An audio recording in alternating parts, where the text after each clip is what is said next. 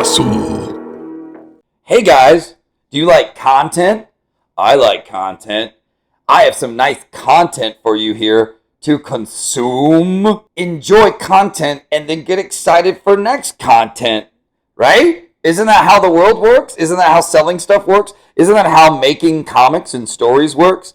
Well, no, not really. No, not really at all. Hi guys, I'm Vaughn and I make comics.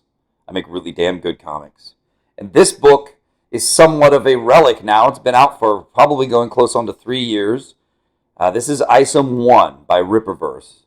Written by Eric July, a YouTuber, libertarian, cultural critic who fought against woke stuff. And look, a little pee-pee stain. And like that's what I see when I see clouds. I have the clouds above. I just see weird little digitally cut clouds and little pee-pee stains.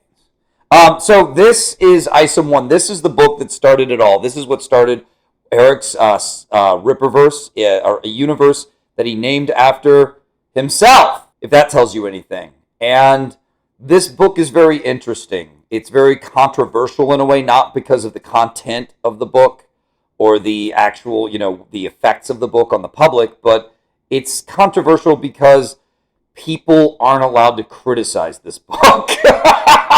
Which is just saying that out loud makes me laugh. That's so crazy to me. So I have a bit of a conundrum. When this book came out and Rippaverse came out, I was very supportive of Rippaverse. This was Eric's first book, as far as I could tell, even though he claims it wasn't. He claims he was a ghostwriter, which I don't believe. This was his first book, in my opinion, so I like to be welcoming and supportive of new creators. I like to help new creators.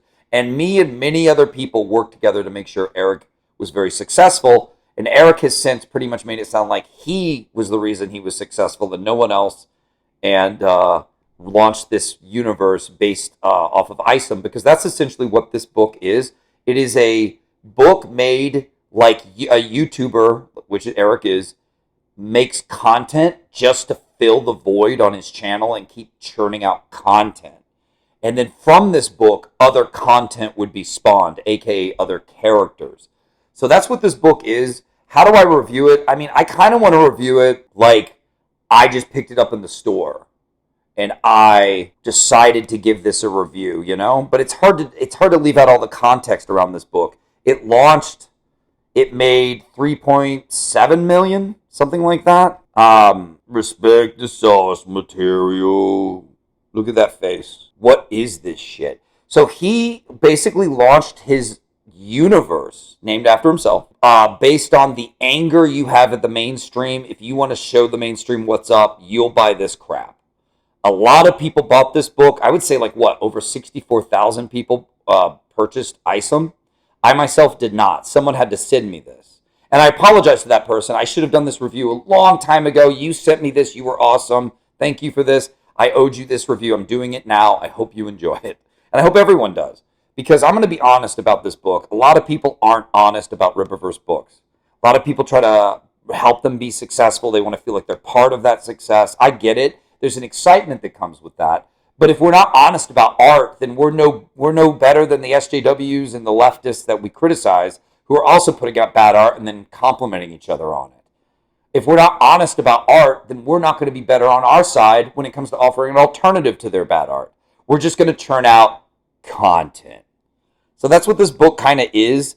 It's reminded me of you're at the dentist's office and you're looking for something to read to pass the time, and you look through like a moldy magazine rack of women's magazines. Ugh. But then you find a comic and you get super excited for a second. Hell yeah, comic! And then you pull it out and it's Isom, and you start reading and you go, oh no, oh no. So this is art by Cliff Richards, who has since come out under a lot of fire for overuse of 3D models and very stagnant looking things in it, as you can see. This is Isom's ranch, okay? This is his ranch. He lives in Shadow Valley. Sounds like a gothic salad dressing is where he lives. And essentially, you notice that Isom doesn't live alone and sequestered and kind of isolated on a ranch by himself, where he, could do cool things like use his superpowers to put up barbed wire, and he could have like a huge oversized spool of barbed wire on one shoulder, or do like cool things, No, he has a ranch that has everything he needs. It has a bunch of people working at it. He runs a business. He has a bunch of cattle. He's got weights. He has an Olympic style track. He has a security office with tons of computers and cameras. Like, he's a rich, and here he is punching a bag like he's just a regular superhero, because we've seen superheroes do this before. And he's really actually just a rich asshole. All the characters in Rippaverse books are not heroic. They're kind of assholes that are rich. And I guess Eric July is really impressed by that and thinks you will be too. But essentially, this is the story of Isom, who's an ex-superhero who quit, leaving his ranch where he's got everything he needs to go find a girl for his sister or for his sister's friends or something. He's really not that personally involved. It's not like the girl is his ex-girlfriend or anything interesting. No, it's just him doing a favor. So he marches out into the world all bitchy and pissed off because he has to go do a favor for somebody and find a girl. It's essentially a detective-style story. And then we go to Yaira, and Yaira's in this because they planned to make a Yaira comic from the start, and they made her kind of look like a flying Sonya Blade. And she's like a 6'3", like Viking-esque bitch who kind of just does evil things and does whatever she wants. But then later they're like, don't you think she's a cool hero? And you're like, no. Then Alpha Corps shows up. They're the super police, and they get their own book too. You know, they've done 3 Yaira books at this point. They've done, what, 1 Alpha Corps? Why have they done 3 Yairas but 1 Alpha Corps? Anyway, Yaira doesn't sell that well. Nobody really likes her. But basically, Isom goes to this club, and he talks to a guy he grew up with in high school, who then is like, well, I'm a bad guy. And they beat him up and throw his ass out. He has all these super bouncers that make Isom look like a bitch. And they throw his ass out, and then he's mad and wants respect. He feels disrespected. Who the hell were you talking to like that? See how, yeah. So he starts fighting everybody, beats the shit out of this guy. He punches this old bouncer, okay? Look at this old man bouncer. And then he knocks his guts out, fucking kills the guy. The guy's on the ground, guts, blood. They ended up doing a new printing of Isom where they removed all of this so Isom wouldn't look like such a murderer. So they're already retconning their shit. They just started their company like 2.5, 3 years ago. Interesting how that works. Interesting how he promised no retcons, and he's already doing retcons. Isom can't be killing people, I guess. He's just not that type of hero. But he did. He fucking killed a dude in this book, okay? So yeah, Isom gets the shit beat out of him by bigger, blacker dudes than him with big gold teeth. Real blandness to this book as I was reading it. Like, all this stuff happens, but nothing really happens. And then he gets picked up by the bouncer and thrown out of the fucking club, in which he lands in midair with Yaira because he had to make that happen in the story. He had to make them meet. So he had them literally collide into each other. That's kind of a rookie. That's what rookie writers do. Like, and then they randomly run into each other in the air and go crash. And then they start fighting on the streets. It's so stupid. All of this, everything about this book is YouTuber-made content so that he can create more content from this content. And that's what the Rippaverse has done since then. Isom gets his ass kicked again. Like, you literally just watched him get his ass handed to him by Super Bouncer. And then Yaira manhandles him and drops him on a car. And he's like, oh, gee willikers. Then we have to take time out of our day to look at Eric July's wife's jewelry boutique. A lifestyle boutique. Oh, yes, my lifestyle depends on your jewelry. Thanks for that, Eric July. Thanks for the shitty ad. Way to beat the mainstream. So, yeah, this book is insane in a way because it's obviously a new writer. When I started screenwriting at school, we did screenwriting 1, and everybody had stuff to learn, me included. We all had to make stories that worked. And none of us did. None of us did. And a lot of the common problems in them are the same thing that you find here in Isom, which is a beginner writer's thing, which is you have a character whose motivations aren't clearly defined. These are all common writer mistakes for beginners, okay? You have a story that doesn't have much conflict, so there's a real blandness and kind of a boredom as you read it. Isom is in the hospital, then gets out and has these magic bracelets things that are never really explained. And he gets out and he's pissed off that he got disrespected and everyone kicked his ass. So he's coming back for revenge. This guy walks into a room with a gun out. This farm worker friend of Isom's that works for him, and then he gets kidnapped. We never see him get kidnapped. He just disappears from the book. And then later they're like, he's kidnapped. So this is all just beginner writer stuff. There's no major motivation for Isom. This book is this weird 3D model ridden kind of hellfest where Isom just walks around being mad that he got disrespected, but also that that is about spawning other characters. Like, for instance, these two characters are bad guys who both have their own books at Rippaverse now. Rippaverse has since gone on to lose those 64,000 customers that they brought in and are now down to around 3,000 to 5,000 people who will still buy their crap. The problem is that their philosophy was wrong, and Eric forgot why he was successful with this first book in the first place. This review, I swear, it's not just about the book. It's got to be about the truth around Rippaverse, because Rippaverse has done so much to kind of mess up indie comics and mess with other artists in indie comics and say that art and story aren't that important. Their whole philosophy is counterintuitive to success, in my opinion, when it comes to storytelling. When you want to be successful at storytelling, you need the best art and story around. You can't just make content and say it's great because I made it. But YouTubers get that in their minds. What Eric forgets is this is the book that made 3.7 million, and he did it with anger. If you watch the original first ever Rippaverse reveal trailer, it's Eric with a black background, shot in black and white, dramatic shit, and he's looking at you, rubbing his hands, and he's walking back and forth and pacing like he's about to beat the shit out of you. And he glares at the camera, and he's like, Rippaverse. And even when he says, the Rippaverse, he does this head tilt and like gets real angry. He's like, the Rippaverse, man. Okay? And he sold this book through rage, man. He sold it through fucking anger. And does he not have the, usually he has the Rippaverse Code of Ethics in his books, but I don't see it in this first book. Maybe it's in the back. I don't know. Usually it's at the front, and he stopped doing that. He stopped reminding, like, he thought his Code of Ethics was so cool, and they weren't even all ethics. There was only one ethic, which was respect the customer. Eric July does not respect the customer. I need to talk about the book now. Get back into it. It's just that there's not much to say. It's an overly long book with a bunch of useless characters being introduced. They just exist to make more content. He comes back to the place where they beat him up, and he threatens everyone in there and says, I'm going to whoop everyone's ass in this bar, man or woman. I don't give a fuck.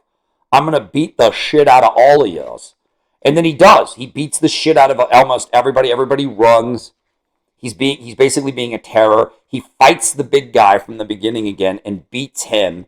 And then he has to run from the cops.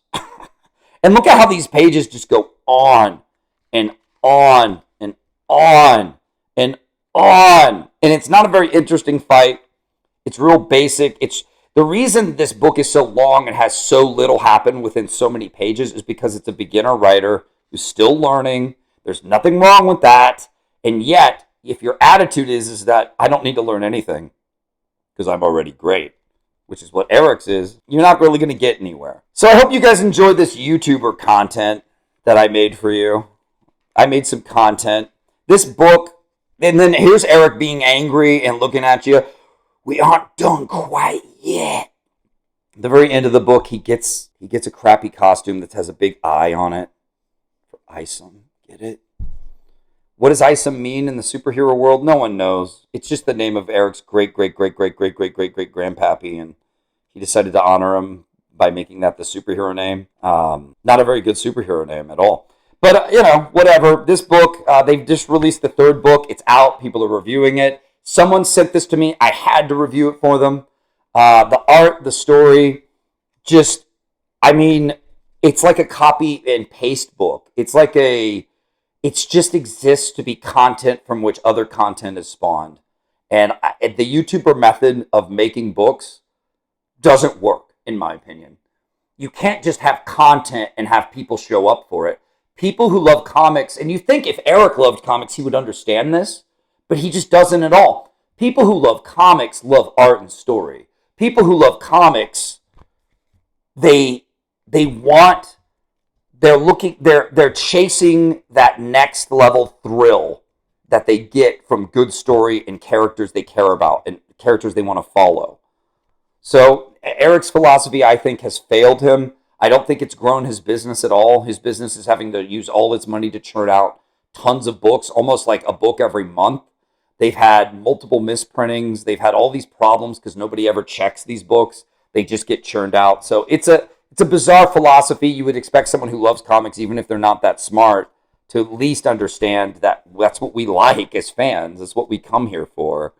Instead, it's just you will buy this and you will like it because we made it, is the attitude. It's so ironic. If Eric used anger at woke, he could sell more books. That's what sold this book. But ever since he sold this book, he's like, what do you mean anti-woke? I don't understand. We're just a comic book company, no big deal.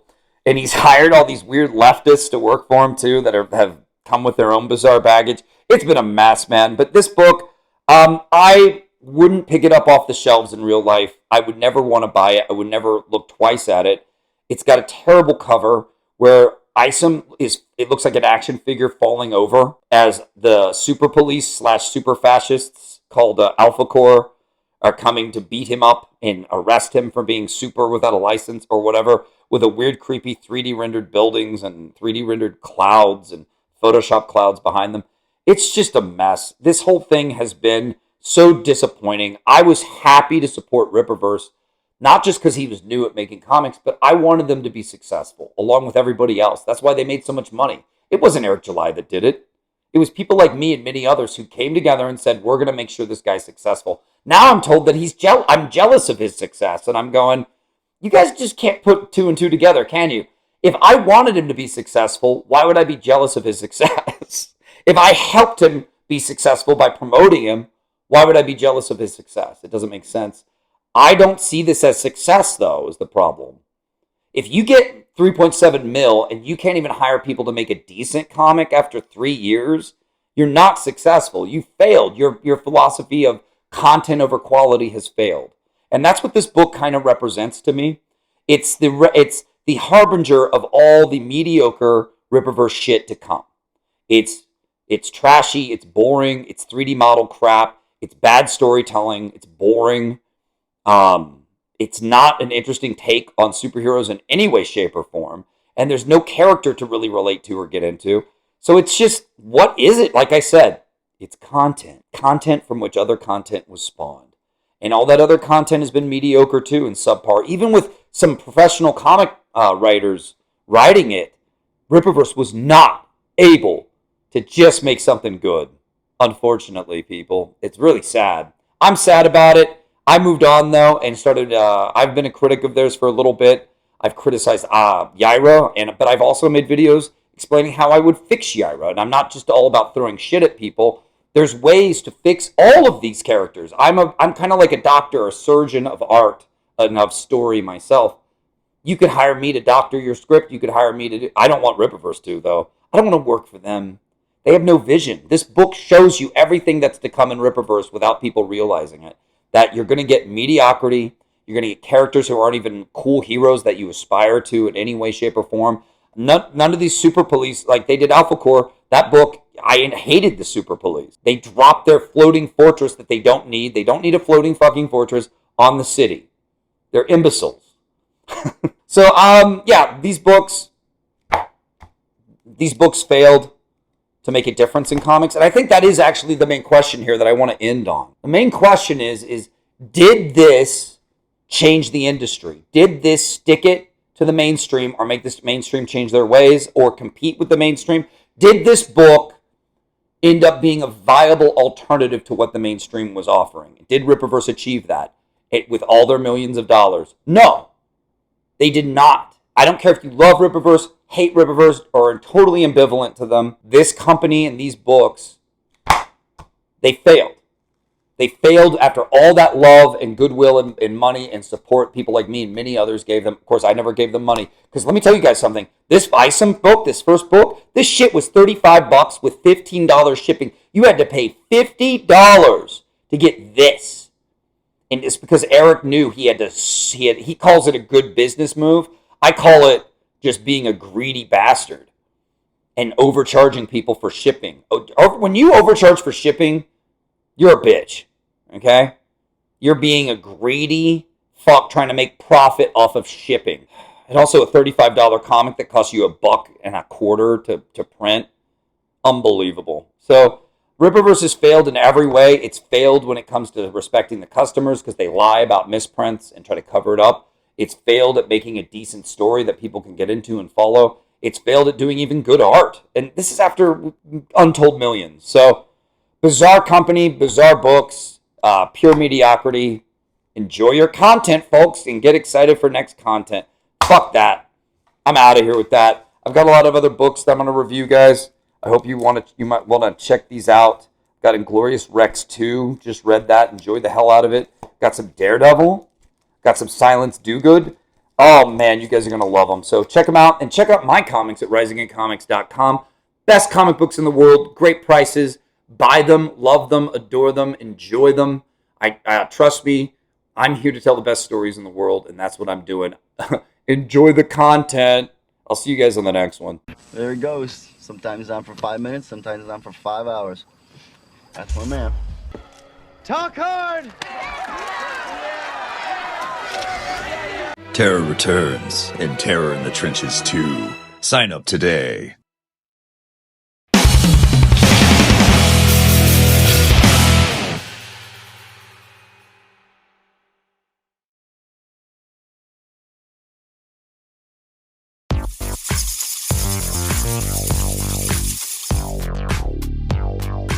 Vaughn's Haunted Castle.